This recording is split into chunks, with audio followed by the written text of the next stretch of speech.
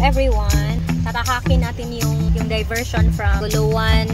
Tapos lulusot tayo dun sa Manolo Fort Beach. Try natin, first time. Okay, so ito na yun guys. Makikita natin na maganda na yung daanan. Ayan, so pasampa yung unang makikita niyong daan at saka mayroong mga nakapark na mga truck. Ayan.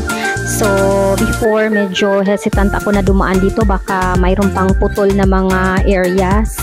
Pero kung titignan nyo, talagang napakaganda ng view dito. How many minutes pa nga kami sa travel, pero na-amaze na ako na ganito na pala ang daanan dito. Kompleto na, simentado na, at saka hindi lubak-lubak. Ayan, so parang nasa gitna ka ng mga kabundukan ng Misamis Oriental. At saka yan, ang tulay na binibisita ng marami dito kasi napakaganda ng view guys.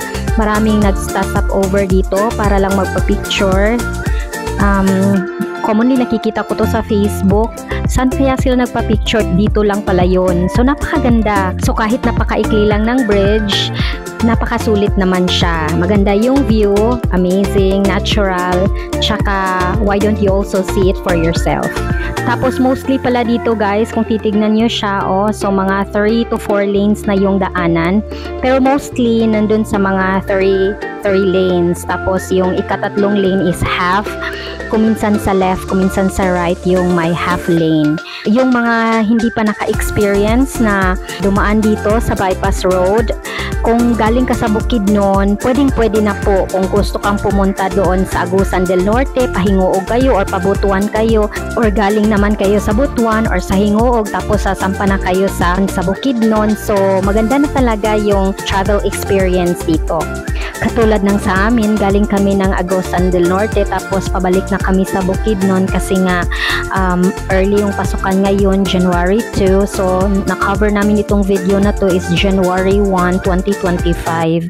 So, I would highly suggest na kung galing kayo doon sa Butuan or galing kayo sa Hinguog City or nagpakamigin kayo, Balingwan, at saka pupunta na kayo pabalik sa Bukidnon. So, I would highly suggest na dumaan na kayo sa Guluwan Road. Toll-free po siya, tsaka lalabas kayo sa Manolo Fort Beach.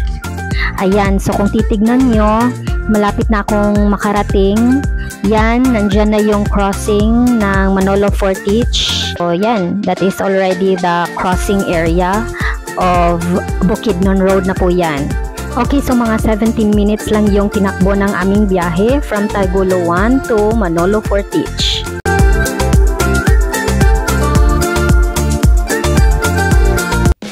Ayan guys, so natapos na tayo sa ating adventure. Maganda yung experience guys. I would suggest talaga na doon na kayo dumaan kung pupunta man lang kayo dito sa Bukidnon. So mas makakatipid kayo sa oras. Walang traffic, stress-free. Ganda yung experience. So till next time, bye!